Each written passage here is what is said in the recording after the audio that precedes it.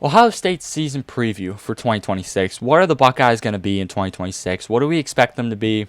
And what's their full potential?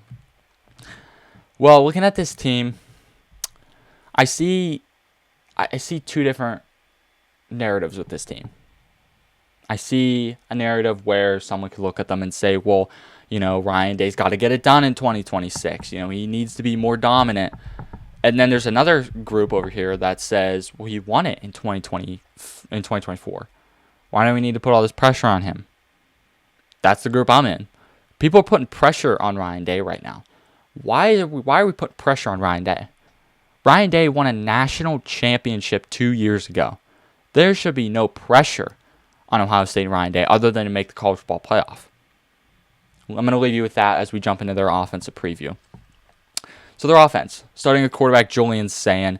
Julian Sayin enters 2026 as one of the most important players on this team because he's going to have expectations of, being a Heisman finalist, of being one of the best quarterbacks in college football, and one of the best quarterbacks in the Big Ten. Because if you want to win the Big Ten, we need to have an improved Julian Sayin. And it pains me to say that because how much I love Julian Sayin and how young he is and his ability to be really good. I think Julian Sayin is going to be a really good team, a really good player in 2026. But we need to see a little bit more from him. Wouldn't you say we need to see slightly more from him? That's my opinion. Because last year in the big games, in the Big Ten championship against Indiana, in the college football playoff against Miami, two high-pressure situations that didn't go his way. Can we flip those this year? Can we get a better and more improved Julian Sayin? Can we get a Julian Sayin where in those key moments, when he took on those top teams, when Ohio State had to have it, and Julian Sayin was the guy that was going to have to drive them down the field and win them the game. Can we get that from Julian Sayin? So that's my question there. He led Ohio State to to the college football playoff last year, but we need to get a little bit more from him. He's got insane accuracy. His release is phenomenal. A lot of people talk about how quick his release is. Still there. Hasn't lost the release. It's still there. So I guess my biggest question is, can he become a true superstar? Can he become a true QB1? Well, he is a QB1, but can he become a true superstar? Could Julian Sayin become the next great Ohio State quarterback? Because you have guys like C.J. Stroud who got it done in the playoff. If they would have made a field, here's the thing. Here's a kicker here's a food for thought. If C.J. Stroud or if Ohio State and that C.J. Stroud team, I think it might have been 2022, I believe, or 2023. I think 2022. If Ohio State's kicker would have made that kick, Ohio State would have went on to play for a national championship and beat TCU most likely and won the national championship. And you'd be looking at a team with 2 national championships in the last 4 years. We're not looking at that right now. We're looking at a team that has 1 national championship in the last 4 years. So difference of 1 kick would have totally changed Ohio State's your view on Ryan Day and your view on Ohio State. That's for sure. So that's Julian Sayin. Now we can move on to the running backs. This is one of my most intriguing position groups on their team, or especially on their offense, because of the starter, Bo Jackson. Bo Jackson's going to be the guy that's going to really be the centerpiece of this team or this running back room. He's going to be where people have their biggest questions and maybe your biggest spotlights. Maybe you're super high on Bo Jackson. I'm super high on Bo Jackson. And no, we're not talking about Bo Jackson from Auburn. We're talking about Bo Jackson from Ohio State. Because Bo Jackson from Ohio State is not as good as Bo Jackson from Auburn. And I'm not saying he needs to be that good. But can we get, 900 yards? Does that seem reasonable?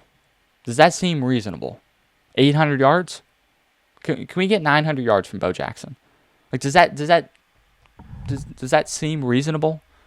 Let me know in the comments below if that seems reasonable.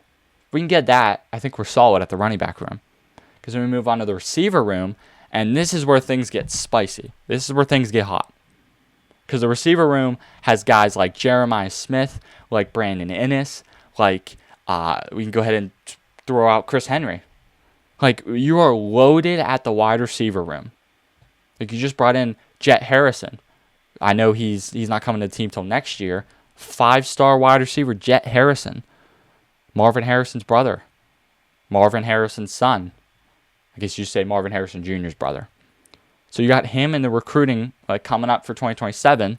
But 2026, you got Jeremiah Smith, Brandon Inniss. You got Chris Henry. Like, you're loaded at the wide receiver room. So I don't have any questions there whether you can get it done at the wide receiver room and help out Julian Sand, which is going to be one of my biggest things. Can you help Julian Sand? Can you make it to where Ohio State doesn't have to rely on a run game or on Julian Sand making plays because they need to let their horses at wide receiver run?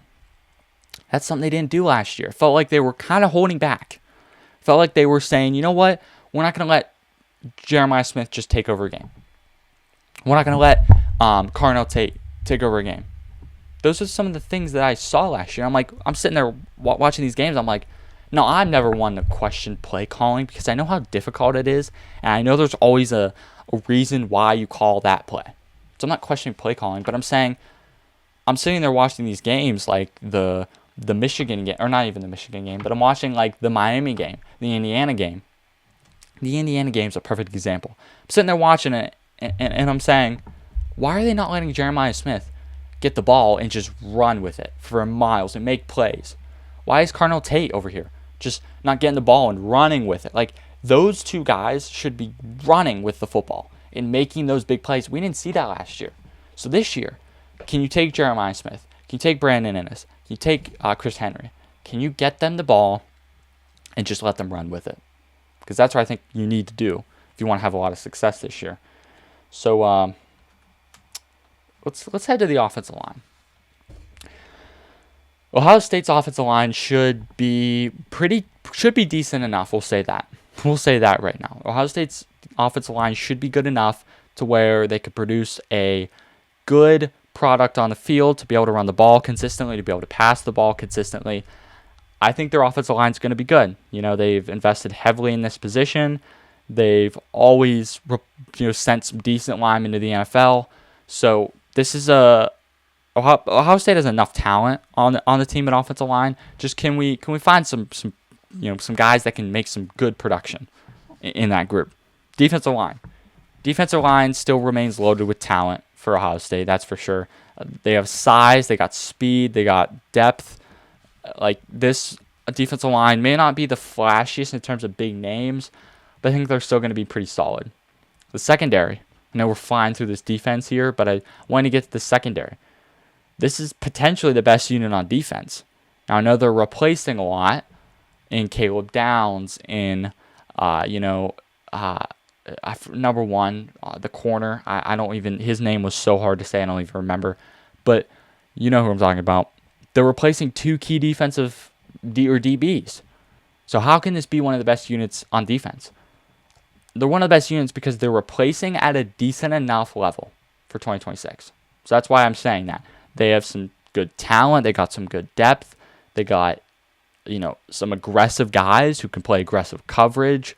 Like, this should be a very difficult secondary to throw against. So that's Ohio State's team. Wanting to jump into their schedule real quick. Starting off in week 1, they got Ball State. Should be easy. They got at Texas. This is where things get difficult.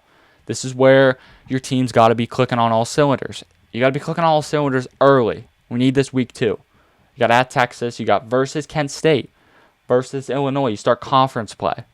This is where you should see. We should be able to, know what Texas or what Ohio State is after the Texas game. We should look at that game and say, okay, we kind of have a feel for what this team's going to be in 2026. And then they got at Iowa, Maryland. And then this is the most crucial part of Ohio State's schedule is right here, what I'm about to say. You go at Indiana, bye week, at USC, on Oregon at home. Those are the 3 most crucial games on this schedule. That's the most crucial 4-week stretch of this schedule. Of this entire year. Entire season for Ohio State. That's it. That is it. You got to get out of there 2-1. Because if you drop that Texas game, let's say you drop that Texas game, you got to get out of there 2-1. You cannot be worse than 10-2. If you're a 10-2 team with this schedule, you're getting to the playoff. That's for sure. So if you can get out of there, let's say you beat Indiana, you beat USC, but you drop one to Oregon. You get out of there, you're fine. You're okay. But then you got to take care of business versus Northwestern, at Nebraska, and Michigan at home. Got to take care of business there. So I think all things considered, it's a really tough schedule, but it's not the toughest schedule. I've seen tougher schedules. I've seen, more difficult roads to the playoff. All things considered, I think Ohio State has the team, especially the offense, to get through the schedule. If you're an Ohio State fan, make sure you are subscribed to the channel. That is for sure. Do not don't just watch this video and then say, "Oh, that was a good video," and then leave. Go ahead and like the video. Go ahead and check out the other videos on the channel and make sure you are subscribed. The college football season is right around the corner. Appreciate y'all for being locked in.